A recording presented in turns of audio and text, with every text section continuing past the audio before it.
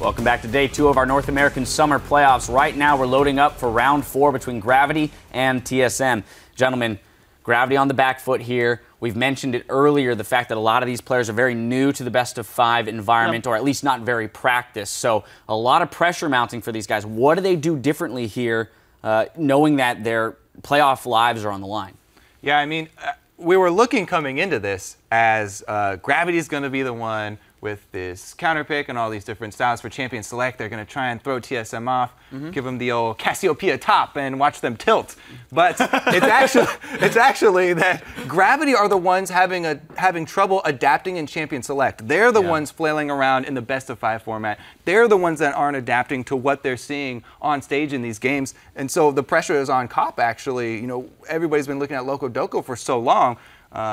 Cop has got to do something to help these guys and work with them through the Champion Select to get them, prepared to be able to take one of these games.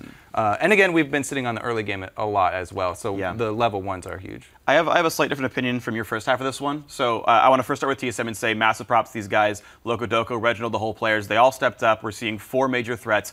Super awesome to see that. Massive props to TSM. I can't say that enough. On the Gravity side, though, I think they have made some adaptations that I think, if they worked, would have been really clever. Right? In Game 2, they go Elise instead of Evelyn, and they get the gank pressure, and they hold down the Olaf, and it works. They let TSM play the comp and find a way to beat it. I thought that was cool. It worked, right? They won Game 2. Game 3, they pick an entirely different comp, saying, engage the 4-on-4. Let Olaf split push and dive the team before Olaf shows. He's not a very good reactive threat, right? He's got to be at the beginning. So make him TP late, kill the team. If they didn't screw up the level 4 tower dive, that would have been beautiful, and Gravity probably wins Game 3 as well, but Move as an individual goes the wrong way, walks by a pink ward, sells out his team, and they get screwed up because Move goes the wrong way. I want to see the games where Move makes the early ganks happen, and the comps probably look fine from Gravity as a result when he doesn't make mistakes. So either way, though, the argument would be that if Gravity's going to be headstrong in picking the way they're picking, they need to execute better. Yes. Or, as Kobe mentioned, you need to find another way, perhaps an easier way. Maybe an easier way, and that's a valid point.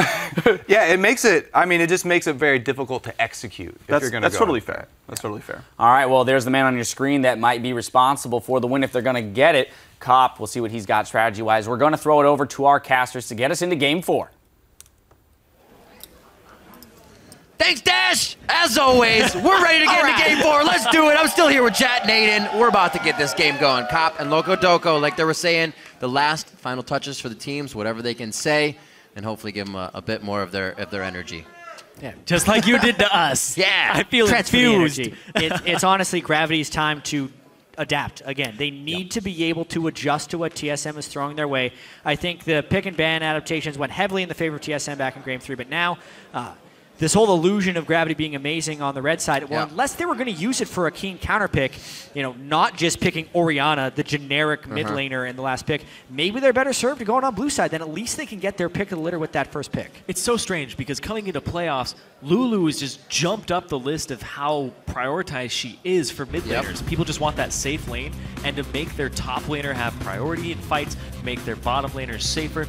Basically, you're going for that safe lane that has some bully potential. Lulu can roam very quickly and get to places and shove out the lane. So all around, she seems like a very strong pick. The fact she just jumped back into the meta all of a sudden over things like Azir and Victor, is actually very cool. Ryu's just like, why is everybody jumping on my bandwagon now? Ryu plays that all the time, H2K. He's good to go. But no, definitely seeing the benefit of it here. Finally. That's the North American teams. The Olaf band does come in. We hear the crowd. A little bit of a cheer there. Dyrus, however, now this is where TSM might have to switch something up unless they somehow pull out another Olaf. But I find that highly difficult to do at this point. Yeah. Rumble and Nidalee are going to get banned out. They don't want Santorin on that, or they rather want Move on that. So we'll see how they kind of trickle down the jungle picks now after they ban it themselves. I want to see if the Diana ban comes out again. Okay, good. They substituted for the Lulu. What's this Diana all about? Because if you find out in Game 4 that you didn't have to ban Diana in Games 1, 2, and 3, you're really going to kick yourself for that one. Well, finally they are adapting to the series. Lulu and Olaf have been giving them a lot of problems getting rid of both of those things, obviously. Nidalee as well with the Braum bend.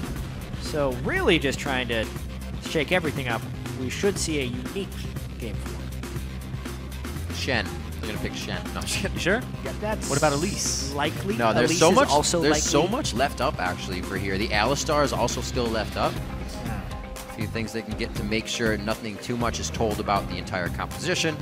Still get themselves through this one safely. Gravity taking a lot longer than usual here. It could still be a flex pick. They choose to be very ambiguous about their composition. And they're just going to let the time run down here, actually, to kind of... No, they're not. Nice. It is going to be the Shen first. Makes the Good most call, sense. Rip. It was Got him. something that was banned away You're right. by TSM in the last game. And it was pretty pivotal in Gravity's ability to collapse on the rotations that TSM was making. Yeah. Something that was sorely lacking in the last game.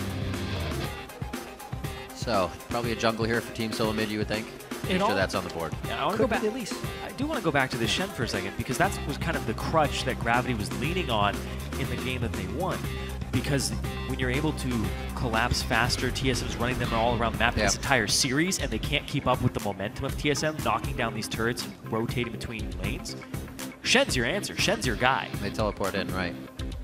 Let's see if they work it accordingly. It could still go to Bunny Fufu on that Shen. And the support picked up to not show much, but the Elise in the jungle for Santorin as his Nidalee was banned out by Team SoloMid alone. This would probably push move onto that Gragas or Evelyn. We've been seeing maybe even a Rek'Sai. Yeah. So that looks like it's going to be a locked-in Elise here, so Santorin switch things up a bit for himself. Really do feel like Nidalee and Elise are the top two junglers on this patch by a pretty large margin. So being able to pull that off and not even having to first pick the Elise will be beneficial for TSM, assuming they have a good pick for Dyrus against Shen. Which we'll have to wait and see. Yeah, that just makes Shen an even better top laner. Like we talked about, it could be a flex pick for Bunny, but when Olaf's not on the table, what answer do you have? Does he go with the Gnar? Well, that's actually a pretty good matchup for Gnar. We saw it actually go in Shen's favor yesterday, but that matchup is typically Gnar favored during the laning phase. Yeah, and I wonder if Move's even going to go with the Eve once again. Had a very underwhelming performance that first time. Eva's stuck around in the meta even after the nerfs because of how quickly she can still clear with the Runeblade. It's also just the presence she has. It really forces your team to buy pink wards, and if they're not on top of that game, then they get collapsed on. They get Eve from different angles they weren't expecting. But TSM were on top of their ward game over and over again. Tristana left up once again this game. It is going to be picked up by Gravity. They'll have a bit of an advantage taking down these turrets now. The TSM doesn't have their maybe Jinx and Olaf at low health to start taking down those turret swaps. So a little bit of a change there. Triss back in the game for them. Sivir still open for Team SoloMid. As we were saying before, these guys love having that in the composition. It just makes things so easy for the engage. And if you have the Gnar as well, easy to throw him in there with that speed. Yeah, it's allowing Dyrus to be a split pusher. It's something he's done a lot of. He's actually played Gnar 6 times this split and is 5-1. It's one of his best top lane champions. But it's very much in a split pushing role that he plays that Gnar as well. He's only had 56.8% kill participation in his Gnar games, but won 5 out of 6 because he's really been a strong split pusher, and that's exactly what he needs against the Shen. But when he's against Shen, though, and he has the split push pressure and low kill participation, does that mean the Shen is going to be able to go to other lanes much more often and just increase his own kill participation? So Gravity does have an opportunity to actually take these fights. The whole reason, in my opinion, the whole reason Gnar is a good pick against the Shen is because if he gets a slight lead, he can then out-push the Shen. So even if Shen does teleport in, you take the turret because you always have the lane pressure. And therefore, since you have the advantage on Shen, you can also match with your own teleport. Yeah. What will Gravity round out with? They already have the jungler by Fun Hover. Could be the Janna, actually. It is going to be shields and a bit of disengage as well coming in for Gravity here. Interesting way to round out the composition. I'm still wrapping my head around the Diana. If he picks Diana here... You're going to go to bed tonight thinking about Diana. Like, it's not even a good pick here. So, against Urgot. Yeah, against Urgot, against Shen. You don't have enough damage to blow up anybody when there's a Shen on the enemy team and you're playing Diana. That's the thing. Maybe they're baiting that out as well.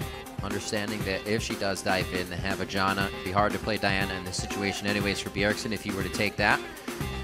20 seconds to lock in a final member to round out a composition that looks like it wants to get on you pretty quick. What can Bjergsen throw into there? Victor's still available here for him to go to something easy. Also, he couldn't really put a cog in. Not Oriana, enough protection there. Ari was. The Oh, Ari. that's right. He was left up last game, and he didn't first go bans. for it. Yeah, in the first game. That one slipped right through, so they are going to go for the Ari. Bit of AoE AP for them, and safety for Bjergsen. I actually see him trying to kill out Keen in the mid lane here. Have to be careful, though. We gotta get more action in that matchup. It's an interesting choice because, I mean, we mentioned how it's not a good time for Diana. Aside from Bjergsen being a very good Ahri, it's still somewhat of an assassin-based pick, and they're still up against double shield and an Urgot, so it's a very tanky lineup they're going to be going up against. Back to what we saw during the split more. Same problem. Yeah, it has somewhat of the same problem, so Bjergsen will really have to outperform the expected role to make this work in this team comp.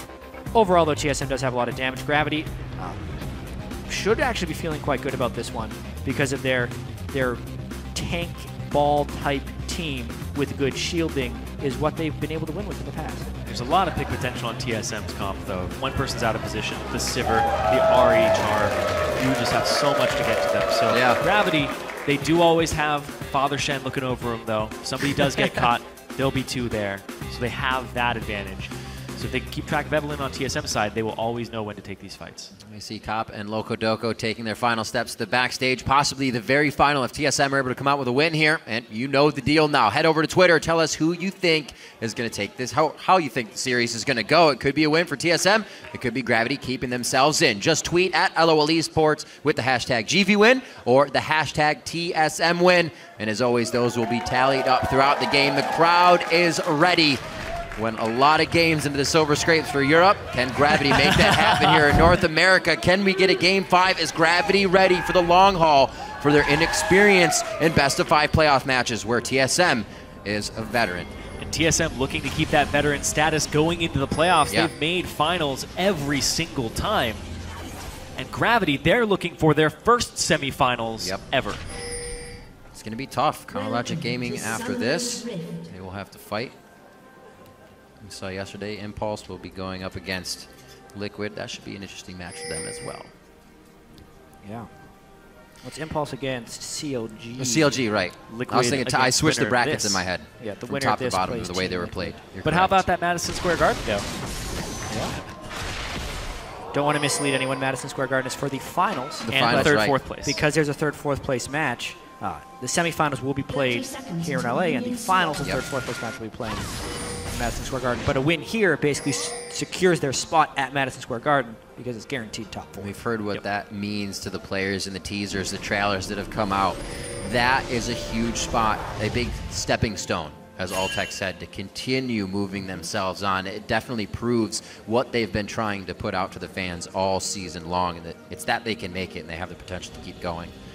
See pretty much the same start, not as deep of wards being allowed to put in here with a kind of line of scrimmage wards being placed by TSM. It's actually very different because Gravity have only Right. placed down one ward in this entire first As minute I said and a half that, I of the noticed game. how far they hadn't got in.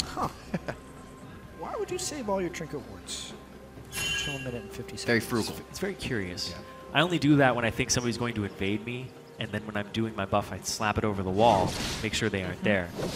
But What's hilarious That's is so- the one ward actually sees the person that's invading them. worth 100% value ward, 100% ward participation so far. Very well done. making everyone count. Yep. Back down to the bot lane. Turtle looking to put a bit of damage on the lane before they get CS in, causing Bunny Fufu to go ahead. Shut down the Biscuit, and we'll just see Move and Haunter together here until Haunter can get back to the lane by himself. Double jungle on both sides. We'll see what the difference is here between the teams, because it shouldn't be as the same of a start, I should say, between last game. And the fact that there aren't lane swaps going on, we have to look at the power of the 2-on-2. Right. The Tristana Janna lane is the lane that's pretty much the best demolitionist lane. You have the Tristana to just put the explosive charge on turrets, but then the Janna shield on top of it just enables her to burst it even harder. Yeah. And I see, at least early on in the game, the Sivir Alistar lane is pretty defensive. It's short range Sivir. Basically, Alistar just plays linebacker. Overall, or offensive lineman rather. Overall, I think the fact that this isn't a lane swap game heavily favors Gravity. Only because they were getting outplayed so hard in all the lane swap situations, they just straight up couldn't keep up. And now it's a more neutralized setting. No one's getting a big lead on either side. Yeah. And Alltech and Bunny Fufu can try and go to work 2v2 where they have an edge on Wild Turtle and Lustboy, both in champion select as well as their play throughout the split. Yeah, the laning phase as well. the aggression towards Bunny Fufu and Altec. Seems like that communication is definitely there. Nice hits by Haunter onto Dyrus. This is good focus. Another situation where we could see Dyrus going down under his turret if Move decides to get up here when he has the chance. We already saw that happen going in game 2. Big reason Gravity was able to keep themselves within that game. It's not even if Move shows up either. Because he's Evelyn, you always have to think about, could he be inside rush? Yeah, is he right next to me? Exactly. Is he coming around the turret? So you'll usually see the lanes of TSM play a little bit further back than normal unless they have an escape tool available.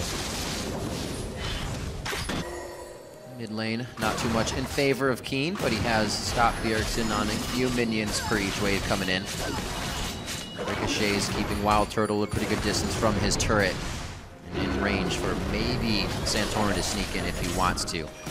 Not anything they're trying to get going there at this time of the game. Just 5 minutes in. Very safe. Except for Move. Or I'm sorry, except for, yeah, Move, I should say.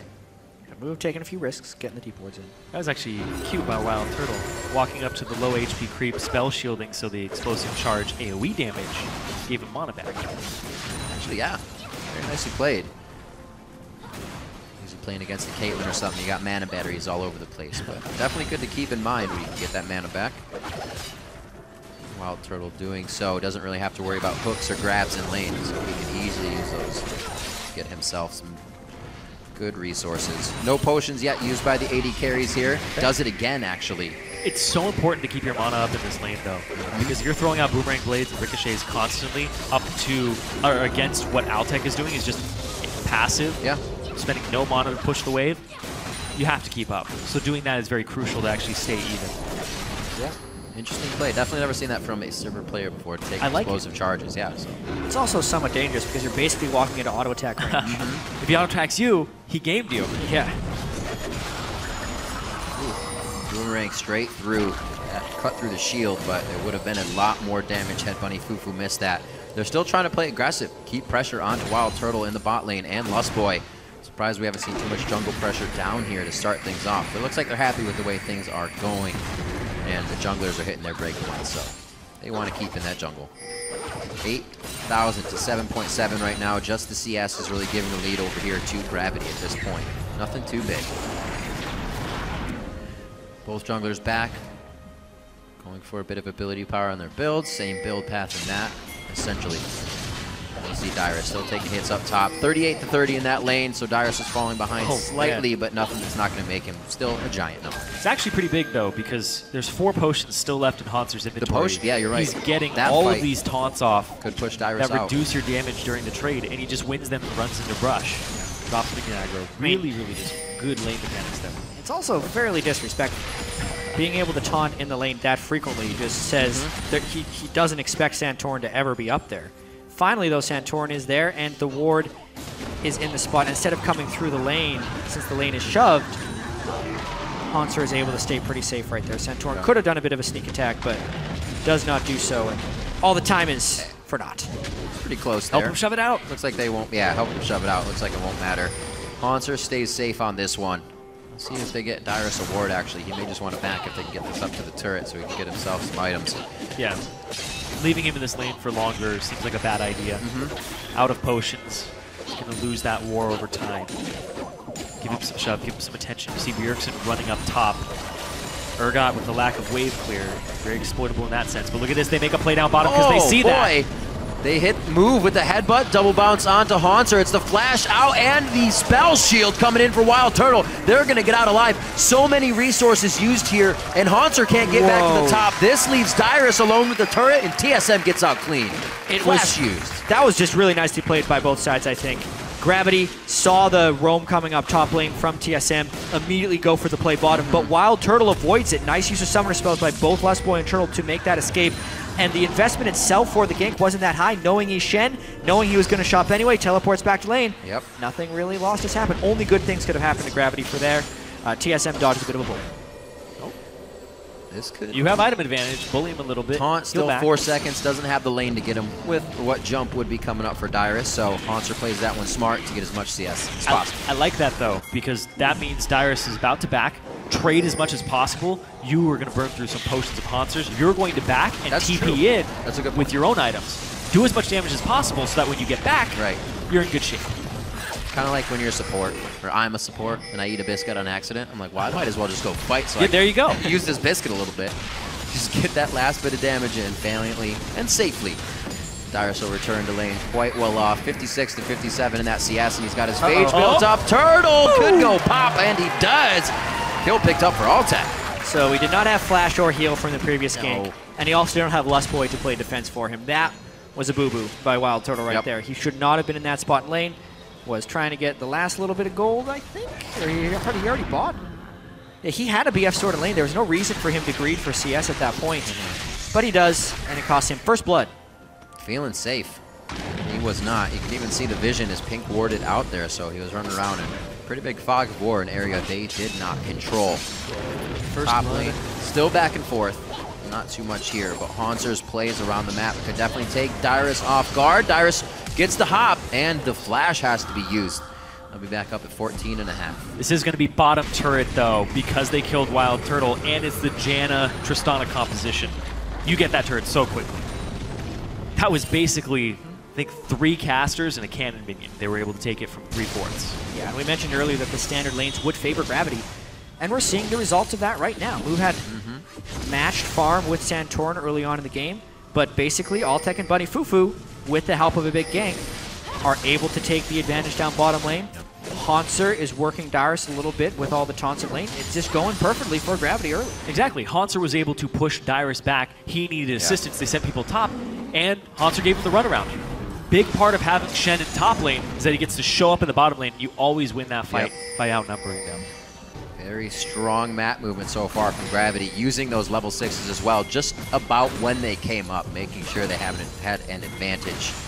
Dyrus gets back to lane, definitely not in the damage dealing factor of things. However, builds a phage, being more of the tanky guy this time. We do see Santorin instead of Cinderhawk, Runeglaive, actually for both of the junglers this game. Clear speed, something Santorin wants a lot of since he does a lot of farming in the jungle. Also, higher damage. There we go. They put the Janna Trist into the top lane now. Put it where the turret is still up. It's something that they failed to do. Jeez, they're going to get a 2-turret advantage temporarily. It's such a good combo. Yeah. This is where we saw Gravity last time being pushed off the turret because they tried so little. Yeah, it's not only that you're getting bonus AD from the Janna shield. Explosive Charge has more damage multiplicatively based on your AD. So the damage that you get from the Explosive Charge when you're shielded is about 80 more at this rank, and then it just goes up even further. They're going to get how much damage on this next turret as well. Their second tier, just prepping that one down, should be about half HP. You can see Bjergsen pushing Keen out in the mid lane and trying to get a push in as well. Not as much roam from Bjergsen this game, trying to also keep Keen down. Well, Keen hasn't been kept down this series at all. We talk about his variance, and he's being consistent. Well, I suppose, yes, he has not had a big win or a big loss, but a lot of that has been on Bjergsen playing the very neutral mid laners, 2 Lulu and 1 Orianna. So even not going as aggressive, or maybe Keen's not letting him on the Ahri that he finally gets. One thing I noticed this Urgot game, he has picked up the 1 win Gravity has on this series on Urgot. Very true. They are not hesitant to go into fights. We even kind of heard Cop saying as he was walking off the stage, don't hesitate, don't do what we did in that first game. Make sure you guys can come out strong and really have confidence in your engages. Yeah, and Gravity has been able to pick up 2 turrets with no answer. This is actually quite rare. You normally see a turret trade of some kind, but it just shows that Gravity's had that lane advantage in multiple lanes. They're really exercising the mobility of the Shen from a map-wide perspective in order to have presence in both of these lanes. Keen is splitting with Bjergsen, which is exactly what he needs to do, since Bjergsen needs to snowball wildly far ahead for an assassin to work against a tank shield composition. This game is going extremely well for Gravity. And if Keen is able to actually tag Bjergsen again, get him about half HP, force him back, they will probably immediately call Altec and Bunny Fufu to the mid lane, knowing Bjergsen has to back. So if he gets the poke on, that opens opportunity in that exposed turret. That, or it's ready for this dragon. TSM has already set up forward wards for it to make sure they see move coming in from the outside in a spot. But he didn't have camps to clear, so he may be able to make it quite close before they even spot him out. They'll set up some more wards. TSM kind of goal side here to Gravity in their base. See how Altec takes this one. Was that the jump as well coming in? I don't think Altec's going to be able to do it anymore. He was stopped mid-jump there. Gets himself into the brush to deny some vision. Dyrus does not have much movement towards the team. He looks like he's going to get himself in a good spot now. Yeah, move eventually goes down. Dyrus slams him into the wall. And this is going to be a few more kills coming in for Team SoloMid. They walked that one out, cut off Gravity, and started slaying him. Yeah, unique fight right there. TSM was trying to pull off a flank, and Move had actually been undetected through most of that, I think. So it was a strange initiation. Basically, it came down to the teleport timing of Dyrus. The instant he came in, he turned into Meganar. That's pretty much the ideal scenario you would want. He just crunches Move upside the wall there to pick up the first kill for TSM in the game. And it lets them bounce back a little bit despite their turret disadvantage. It's just so strange that Altec would be pushed up that far. And when they saw Lustboy and Santorin go around the left side into their own jungle. Very curious. And they chose to take that fight afterwards. Altec very well could have jumped back towards the turret and gotten out of there.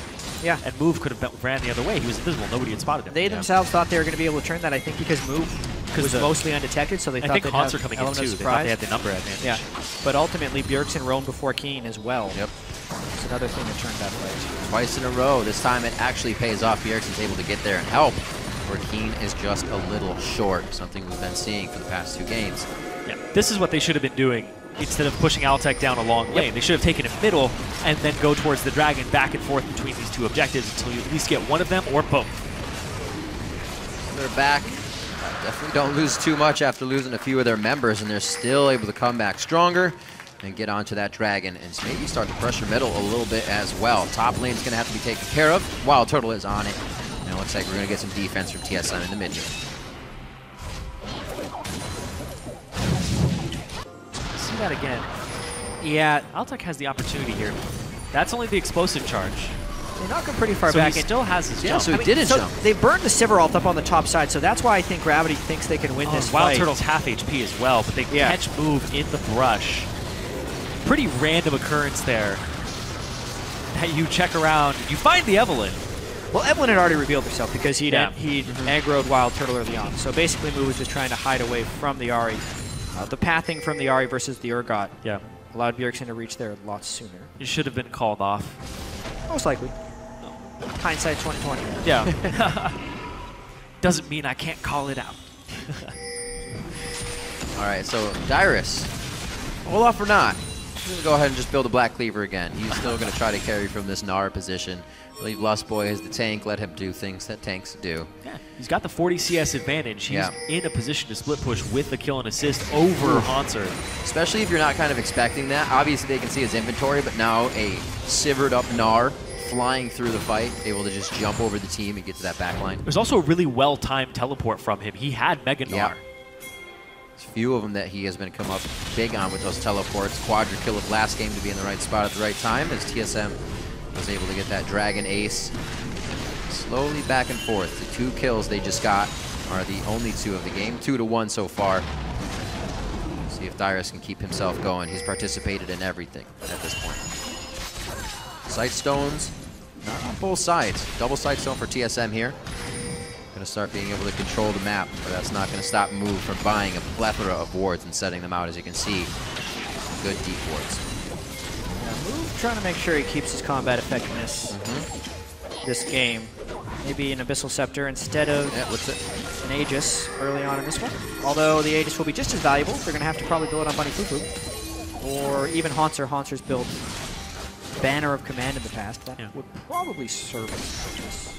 I think you touched on the Rune Glaive as well for Santorin on Elise. Full AP build going to be coming through here for him this game. Just being another threat. It seems like Move identifies that and starts to build some magic resistant Already has that Haunting Guise ready. TSM is ready to get into these fights, it seems, once those last core items are finished up. Just 2 of them, and they're going to be extremely powerful. Bjergsen already past level 11. They're just waiting on that for a few more members. Actually, not that they even spiked that hard at 11 across their team. And while everything else has been happening, Dyrus has a 50 CS advantage on Hanser, and you're really seeing the power of the Gnar against a split-pushing Shen right now. 2-level advantage plus the Black Cleaver, so he's shredding through the Sunfire Cape armor quite easily and basically just solos out that turret, cutting back the disadvantage that TSM had. prior. Also an upgraded trinket. Dyrus is really good at this split push Gnar. He gets the upgraded trinket, gets the deep wards on the side that he's going to be split pushing, and then just bullies the guy who they send for him, generally staying pretty safe as well. We'll see if he can continue to execute this properly while staying safe. Yeah, he has so much ward coverage in that jungle that's placed down for him, and he has trinkets still in the bank. He's going to be safe for a while. And if they send two people to deal with him against Dyrus, and that's not something we're always saying. A very different team SoloMid here in the playoffs, and they said it would be. That is what Bjergsen stated in the trailers. That's what Loco said when I interviewed him earlier today, is that things are going to change. We may lose one game to something tricky. So far, so good for that. Gravity still has a very good chance in this game, though. It has not gone either way too much, but Team SoloMid is looking to take control very soon. 2-minute Dragon could mean a big fight. Hunter better watch out. He went in for a taunt. You can't duel Dyrus anymore. Hunter had to flash the boomerang to get out of that one. Dyrus nearly with the solo kill. Yeah, it's not the same matchup that it was a moment ago. Dyrus has been a top performer for TSM this series. Huge improvement he's had. Watching this again. Yeah, goes in for the taunt. Yeah, I made a huge mistake. But I'll make it again. Walks up, tries to make the best of it, but no. Dyrus still, like, he even had transform there too, so he transforms, make sure he doesn't die off the turret shot. Looking at the items again, Bunny Fufu. After Sightstone and Moby Boots, Zeke's is going to be the item coming in for him. He didn't get to complete it on his Thresh game. So he's looking to enable Altec to do as much damage as possible. If you can blow up this Ahri, he's not going to have his Zonies for a very long time, and it's going to be a squishy Elise at all times, too. I love Zeke's Harbinger. I feel like in most games, if you have an Infinity Edge AD carry, you want it. You want it somewhere in your builds. Even if you don't have an Infinity Edge AD carry, it's still very, very, very strong. Yeah. See if Gravity can get in a position once that item is created to use it. Right now, Altec staying safe. Dodging out a bit of Bjergsen there, as we saw here, and it looks like both teams starting to group. Dragon on the plate. Who is it going to be served up to, though? TSM would obviously love this fight with the wards they have up. Almost a few members to pick off, but they still have to respect the push mid. Yeah, and a lot of this fight will have to do with the prep from the top laners. How poked can Dyrus make Hansar, and how can he manage his rage bar before the fight as well? The ward coverage is more even than it has been in the past. TSM has that one nice spot of vision right in front of the Dragon Pit. It's going to be, this is kind of the deciding moment of the mid game. Oh, blue buff up. They can't really do anything about this. Dyrus has the pink ward down, absolute control of it. They're all back so far away, so they're basically just giving the Dragon up. They're items ahead as well. They don't want to make a mistake, but it seems like they can just roll through one of these fights. Oh. If they are to engage TP it. to the bottom side of them. He has flash. Is he going to go for it? No. Oh, misses with the house. Oh, it's going to be jumps out. Whoa, Lustboy over the wall. That's going to be the house hit, and Dyrus picks up another kill on the game after TSM continues through. They persevere for that one. Move way separated from the rest of his team. Did not need to be in that specific spot, but it allows TSM to pick up a kill on a very late play they made towards Dragon. Yeah, I think TSM was the advantage team if they were able to get a clean 5v5 team fight right there, but they give up a ton of ground to Gravity. Gravity up 2 Dragons to 0, TSM with pretty gold. Oh, Lustboy looking for a plan on Altec. The crowd control train coming down the path. Altec's able to jump out of the way just at the last second to get some big damage missed. And Bjergsen's coming up on the other side. Spirit Rush already used quite a bit ago, so he's picking these up with regular spells. They're going to be able to drop Hansar. Too many members of Gravity split up now as TSM is making their way through the jungle. Move wants it again, but they're 3v5 right now. This has to just be deterring Team SoloMid, but not at all. They actually put themselves in a bad spot, and Gravity goes down now, trying to deter Team SoloMid from more. Dyrus gnars out at the perfect time. Once again, it's going to be an ace onto Gravity, and Team SoloMid start to lock this one down 22 minutes in. Dyrus has been having such a good series, and this specific fight favored TSM for a number of reasons. They have the assassin-type team on Bjergsen, but he had access to the squishy targets with his charms. Santorin was pinpoint accuracy on his cocoons, and TSM took a very close game and just blew it wide open. A 6,000 gold lead already, and you're ending up with this ace. Lustboy waits for Altec. Yeah. I do have to mention, though, that Gravity had no business being in these spots. Move was already dead. They'd already lost a fight. All they needed to do was sit in their lanes and try and wave clear. But instead, they grouped 4 people in between their safety of turrets and take a fight that they have no chance of winning. Like, unless they're looking for a pick in that situation, which they shouldn't be in that spot. And we talked about this composition. It is a pick composition. You have a Sivir who's going to get you when you're out of position. You have an Alistar who's going to punish your positioning. Ahri and Elise. Great double pulverize there by Last. So many things working out right now. Dyrus as well, the right spots at the right time and understanding what he can do with Gnar, how much longer he can be under the turret, and just timing things well with the ultimate.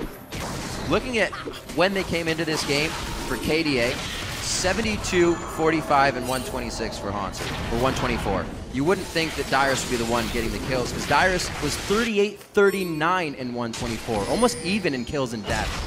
But Dyrus is completely outshowing Haunter throughout these games, and it wasn't something TSM was letting him do.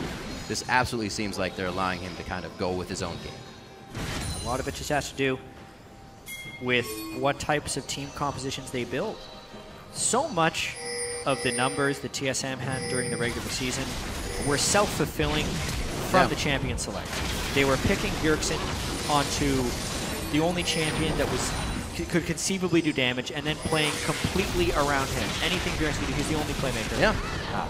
And therefore, everyone else's damage numbers on TSM look pathetic, because they were, since no one else on TSM was doing damage. And now they're picking more well-rounded team compositions.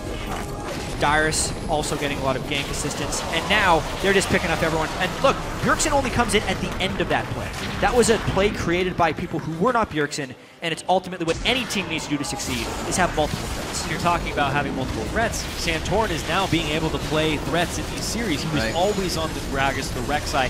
14 out of his 18 games, he was playing those 2 champions. Now we're seeing him on Nidalee, we're seeing him on Elise, we're seeing him on these S-tier champions that deal a lot of magic damage, which in turn actually enables Dyrus and Wild Turtle, because if they're playing these physical damage champions, they aren't being counter-built. Nice little counter push by Gravity, I have to mention, though. Once the Baron goes down, using Triss to definitely demolish those turrets very quickly. Doing their best to try and make it to the next one, but the Baron empowered recalls give TSM a bit of an edge. Oh, he exited back. Wild Turtle staying for the turret. Quick choice from him, who will back on the side of Gravity. It doesn't look like anybody's taken to it yet, but Move is just on the side. I think he'll probably show himself to push Turtle off. He's not actually seen. The taunt from Haunter is going to have to cool down on this one now. And they may actually be able to get him in range. Turtle's wards keeping him quite safe. TSM could make a lot of moves here. I don't think they're going to be able to, though, as it's just wave clean up. They're not going to be able to push anything in their favor. Yeah, Haunter not that strong. Not that strong at all. Very behind this game.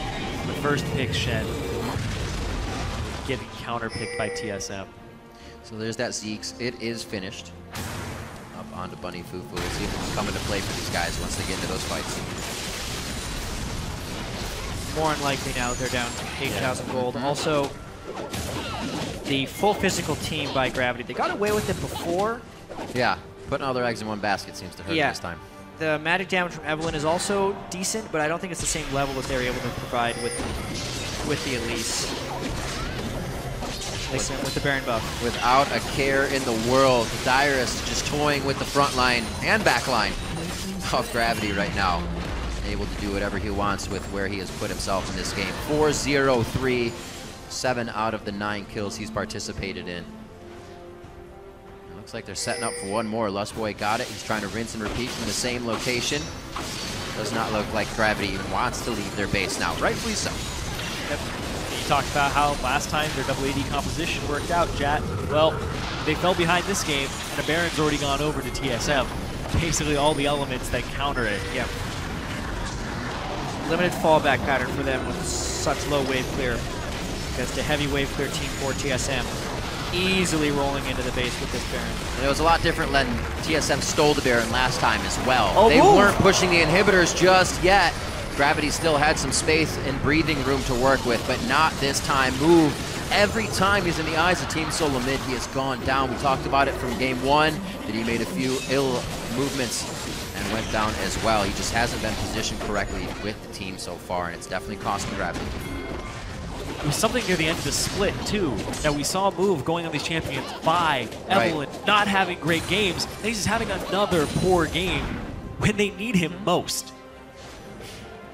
Well, it makes it hard against Shellbearer's right, playoff Dyrus. He makes things a little bit more difficult from wherever he pulls his energy from.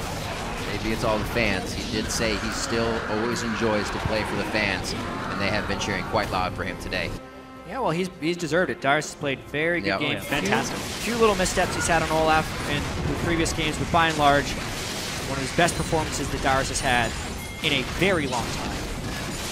The most experienced member in the North American LCS, still right at the top of his game. Interesting to see that confidence come out of his that champion as well. And he was the guy that after MSI realized top lane needs more priority on it. Top lane needs to have more resources put into it. He started grinding solo queue extraordinarily hard, climbing the ladder. I think he's in the top 10 right now. But, enough of that, he's caught right now, but he's still going to be fine. He just has so much.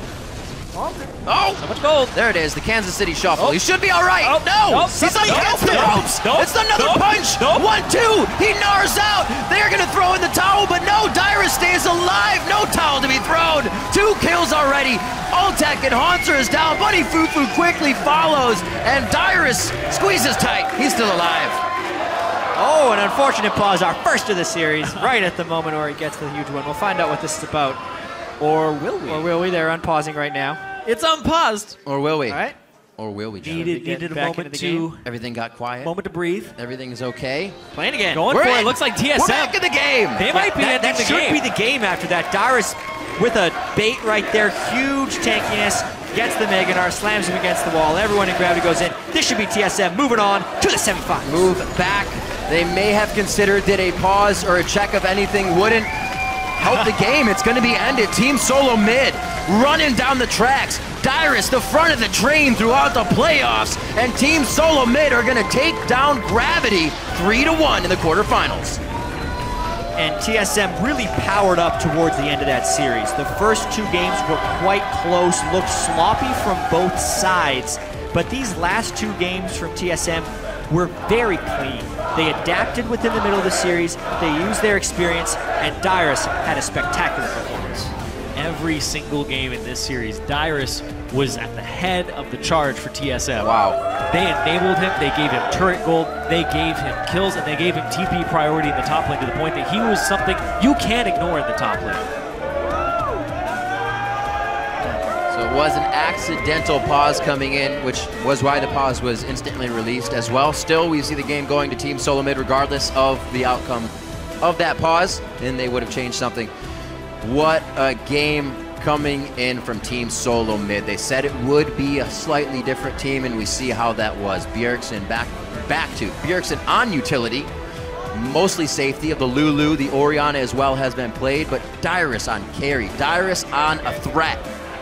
Back in the playoffs, just like he was previously last season. And this shows depth of strategy for TSM, something that they have actually been criticized for, that they lack. Yep. And now moving forward to play Team Liquid in the semifinals. Yep. And locked in their spot in MSG. Here we go. Yeah, Madison Square Garden. And throughout the regular season, they were so heavily reliant on Bjergsen, such to the point that as far as damage dealt, percentage of teams damage dealt to champions, Bjergsen was the highest in the history of the LCS, over 40%. In games 3 and 4, he wasn't the highest damage dealer on his team. Game 3, Wild Turtle did more damage with Jinx, and this game, Dyrus did the most damage on Gnar. So it's actually the rest of the team stepping up that makes Bjergsen's performance actually matter, and it makes TSM win, because they hadn't been winning with just Bjergsen. Yeah, and I think I've been saying it the entire weekend, that the game is slowly moving away from mid laners just killing each other. It's all about top lane priority, what your jungler is doing, and how that enables the rest of the map. And he's buying into that. He's buying into the strategy of I help other people, and then they pay me back later. That return on investment seems He's to be becoming helping. a resource for everybody else instead of putting resources into him. And even when challenged, though, Bjergsen was challenged in the beginning, and he did get that 2v1 for himself. A little bit of help there, a Bushwhacker, a heal from Santorin in the situation, but his Lulu still came up big when it was challenged in the mid lane, even though there wasn't much pressure there. So everybody really coming out strong. Turtle played very well in his positioning. That's been criticized a lot as well by the community and by the team itself of Team SoloMid, TSM. So everybody really stepping up here for the playoffs, but it's a run that has to keep going. TSM, or I'm sorry, Liquid and CLG, both teams that had a chance to sit back and watch the teams they're playing now. So now seeing that Dyrus is on a threat, we're going to be ready for that. Yeah, this makes for a super interesting rest of the playoffs. That means Team Liquid versus TSM in one semifinal, Team Impulse versus CLG in the other semifinal. And, oh boy, that's a lot of stuff. I mean, TSM, there was a fear that they would not be able to make it to Worlds because they had the most championship points coming into this. Right. And if they would have finished 5th or 6th, they would have run into danger. Now I think there's only one scenario in which they can't make Worlds. It's tough. Previously, their minimum was still 110 points that they would get. That minimum just went up. Finish 4th, and Liquid finishes 2nd. Yep. In that case, they wouldn't auto-qualify. That's the only way they don't auto-qualify for Worlds. It's going to be tough. The gauntlet is a gauntlet for a reason. Yeah. The regional qualifier? Yeah, the regional qualifier. But what a game as well. 3-1. Loco Doco said they would lose one. It would be something that happened in Champions Select. They always say that. They always say that. It just gives them the room to lose one. But like I said, I'm still kicking myself for not asking Loco how the scrims went, because usually it's a turn from good to bad. So were the scrims kind of iffy? Was this Olaf working? What was the Diana about? Was that something that was in there? I know I just put that in your brain. I'm sorry. We'll figure out about the Diana. Blowing my mind. We'll figure out about the Diana eventually. Overall, though, it was TSM just adapting within the series. Gravity really not able to something make the best of 5 criticized. adjustments. And it wasn't the one win-win-win. It was a loss in the middle there. Right. A little different for TSM. All right, we're going to throw it down to Kobe, who is Rift side with TSM's veteran top laner. Thank you, Riv. I am here with Dyrus after their win. Congratulations, Dyrus. Now, you've been playing League of Legends for a very long time, and you actually started with TSM in New York. With this victory, you've also secured that you guys will head to New York, whether you're playing for 3rd or 1st. What is going through your head heading back to where it all began for you?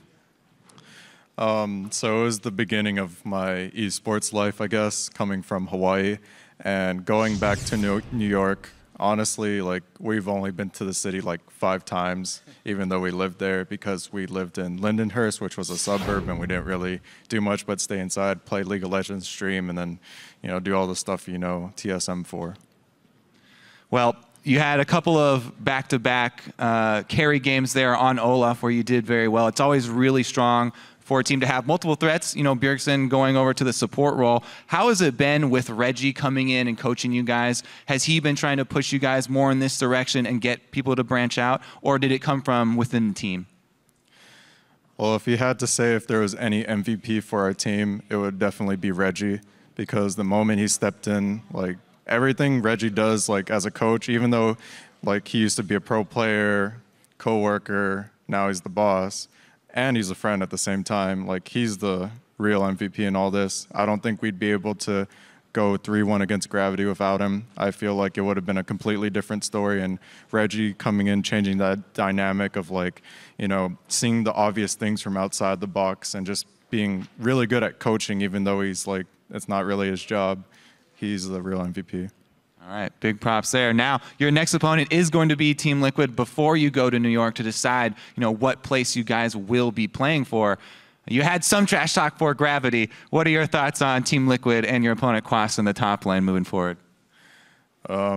Just like Hanser, like, Quas is a really nice guy. They're both, like, the best top laners I've ever played against in this region, but it doesn't matter if they beat me in lane because my team will still win anyways. All right, well, TSM looking for Team Liquid next weekend. We are going to send it back to the caster desk real quick here. Thank you very much, Kobe. Great interview. Dyrus, again, congratulations on the victory and to the team. And what a game for TSM to change around the end of the split. Well, they went 7-2 on the first half, 4-5 on the second half, which is quite a few more losses. And that was when the turbulence hit. And for them to just kind of say, let's flip this switch and play completely different, you got to give more credit to the guys behind the scenes as well, as he was saying. Yeah, the question for me is going to be whether they can maintain this level as well, because they played very well against Gravity. We also have to wonder how strong Gravity was coming into this, because they went into a pretty downward trend towards the end of the regular season. A lot of people were saying if Gravity had just played, it might have been better, had they not had time to kind of think about all these mistakes and overthink whatnot. stuff, Or just ban kind of of go Diana. into it. Yeah, ban of Diana. But no, you're right, yeah. Yeah, specifically, they're playing a seemingly a completely new style, and that'll be tested again against other teams. I also wonder how many cards they have shown early on. They did a lot of stuff that was unexpected from TSM to begin with, and now they have one more week, not the 2 weeks they had after the end of the regular season, to go up against Team Liquid, the #1 team in the region. That's true, and I want to see what Liquid is thinking going into this. What do we do about the Olaf? Quas is probably practicing that right now. You know he has it up his sleeve too, and that he wants to be able to beat Dyrus on top lane. But the rest of the map, you have to play around all that. Dyrus is just saying you can shut him down, but you have to care about everybody else too. Something I wanted to mention about that interview before we move forward is that Dyrus in the play before in that clip said, everybody's always talking about wanting to get me benched, get me quit. When are you going to do this? When are you going to change out Dyrus? Well, I think he had the game. He needed to kind of shut up the naysayers for some time before they feel just wait until they lose one more time. Before they figure out how to it's over. resharpen those pitchforks. No, I'm just kidding. All right, everybody, to wrap up our quarterfinal coverage, let's head over to the analyst desk. Thank you, gentlemen. 3-1 there for TSM, as Loco called it. Final thoughts on the series as it played out today, gentlemen? Honestly, I want to talk about TSM doing really well, but I also want to talk about the fact that Gravity still have a postseason ahead of them. They have up to 3 best-of-5s leading up to qualify for Worlds still. They're going to come into that regional qualifier, and I want to see this team adapt better in best-of-5s. I don't think in any single one of their games did I actually like their bans after Game 1. Olaf ban needed to come sooner. Banning Lulu in Game 4 is weird when they already banned the Olaf. Things like this need to be shored up a little bit.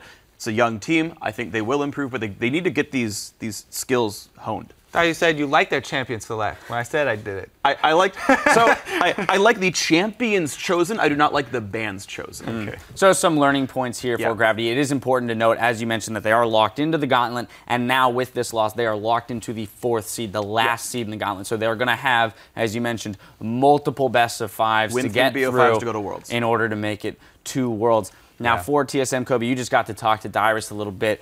Closing thoughts on how they performed here. As we definitely do agree, I think, that they stepped up coming into this series. Yeah, it's great that they did show that they have other directions that they can go with if Bergson gets banned or something like that. But there were definite mistakes still in this series, and they're going up against Team Liquid. Very scary opponent right now. They did take the #1 spot in North America, and this is a TSM team that's used to being in that #1 spot. So to get to play for the North American LCS Finals, they're going to have to go straight through Team Liquid to get there. All right, well, that's going to do it for the series. We had a bunch of great performances, but at the end of the day, Dyrus is going to be the player that claims our Player of the Series honors. Coming into this series, everyone was wondering whether or not TSM could broaden their strategies. Right off the bat, Dyrus jumped in and showed he can carry for his team. He had some great performances on Olaf, securing a quadra kill, and forced Gravity to ban that champion away from him ultimately. And I really love how TSM came into Game 1. They picked Lulu early and then waited to the very end to say, you guys know Dyrus. He's a safe top lane. He's going to play back. This Lulu's for him. Just kidding. Bjergsen's going to make Olaf, the carry here. And it was so beautiful to watch. I really, really, really liked how Dyrus played this series. And that being said, Bjergsen did a great job with the Lulu pick there. So all around. Yeah, Dyrus mentioned it in the interview there. Even if I get beaten lane, he's so confident in the rest of his team's ability to carry. Like to point out, too, the fact that when that Olaf ban came through, his Gnar play, fantastic. Didn't drop a death for the game. And the highest damage in the game. It's been one of his best champions all split long. All right, well, congratulations to him on that. Now we know both of our semifinal matchups, so let's pull up the bracket. TSM have won their way through the quarterfinals and will face our #1 seed, Team Liquid. Also advancing is Team Impulse, who have the honor of battling #2, Counter Logic Gaming. Gentlemen, as we look ahead to next week, make sure to tune in for the conclusion of the European and North American Challenger Series. You can catch the playoff finals on Wednesday, starting in Europe with Mouse Sports taking on Team Dignitas EU. Then in North America, it's Team Coast versus Renegades. The winner of those series will claim a place in the upcoming LCS Spring Split. And on Thursday, we'll be bringing you a brand new episode of Primetime League with the latest news from all the major regions. Then on Saturday, our playoffs continue in Europe with #2 seed Origin taking on H2K. Immediately following the conclusion of that series, we'll bring it back to North America for Counter Logic Gaming versus Team Impulse.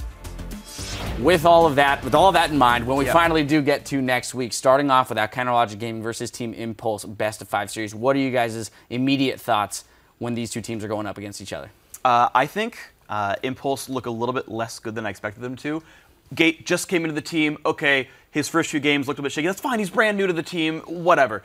Over the 2 weeks, though, I didn't see him improve very much. He held up in lane against Shifter, but everyone's supposed to win lane against Shifter, so I still wasn't impressed by him. He's solid, but kind of an not overlooked. He gets kind of a little bit run over. I think that might still happen here. Pobelter's been pretty solid for CLG. I think just kind of down the line, the matchups are really exciting, except for the fact that the mid lane's, I think, pretty CLG favored. Kobe, it's CLG, new territory for them, being second seed going into the playoffs. What do you think? It's such an interesting matchup because CLG usually manufacture these early leads out of lane swaps, whereas Team Impulse try and get Rush to create early game action for themselves. So we talked about early games this series. The early games versus CLG and Team Impulse is going to be really fun. Yep, sure to be very exciting series. Well, now it's time to get your learn on with our segment, What the Freak?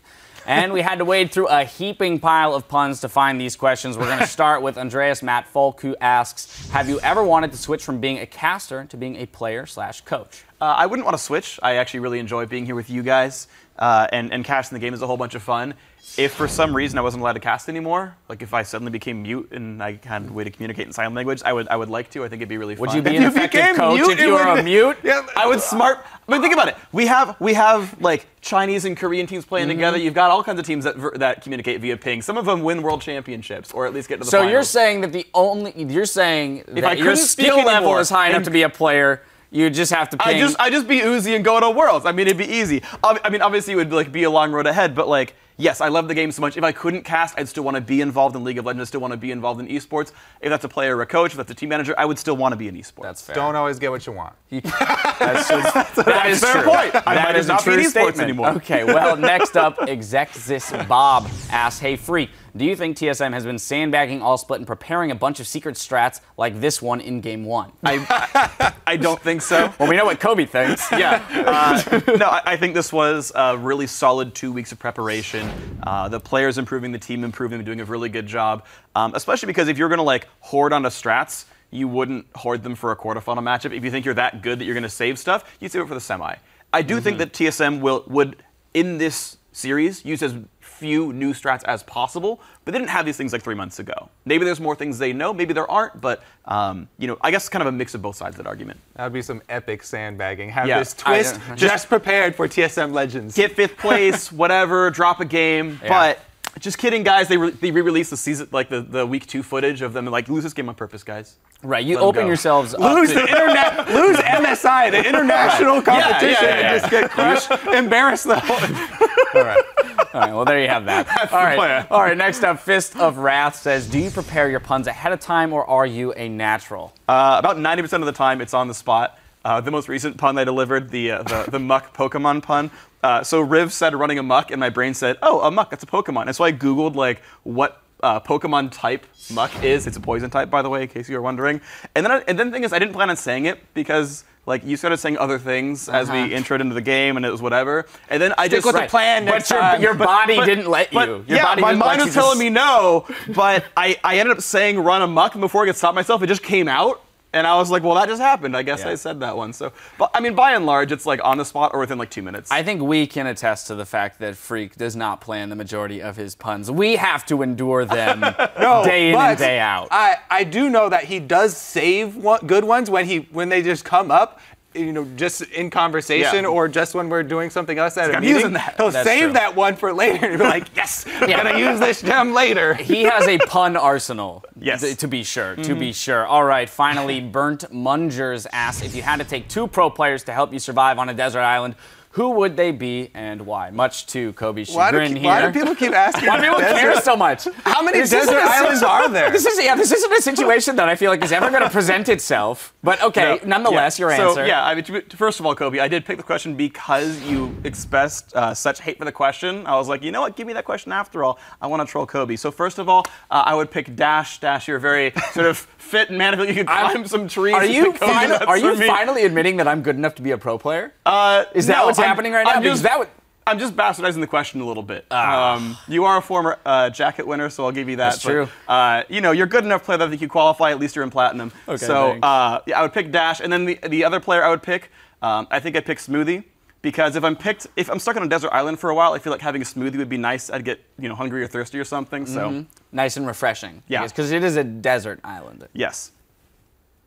Kobe? I have no words. Kobe just does not. Kobe is now done with it. He's done with the show. He's done with the day. And guess what? So are we. So on behalf of our entire live broadcast crew, thank you for watching, and we'll see you next week.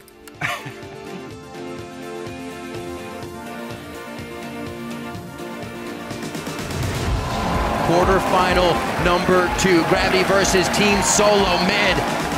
A jump in by Santorin. He goes down immediately. Can't really figure out which target he wants in the beginning. Nice. He knocks back Lust Boy. Very good, but Dyrus is around the wall. He's actually going to use Ragnarok to get himself right out. Everybody dodges the hook. 3 go. Pull up. 오리. Nice, Millie, go back. Gravity take down Team SoloMid. Triple kill for Dyrus, looking for the penta. That's gonna be a kill for Turtle. It could still be the Quadra. That's a dropping spider. TSM always says they're a different team. Oh, the 4-man wombo combo coming in with Money Fufu. TSM put themselves up 1 game and game point. You almost got Fenta. Oh, really? Yeah. You had to qualify. Turtle stole it with the rocket. You got a kill. It was you. It was you. I saw it. It was you. Did you deny my penta? It was you, Turtle. I have Charmin 2, Charmin 1. Alex is super low. Nice. It's no pressure. Nice. 1-2, he gnars out. They're gonna throw in the towel, but no, Dyrus stays alive. No towel to be thrown. And Team SoloMid are gonna take down Gravity 3-1 in the quarterfinals.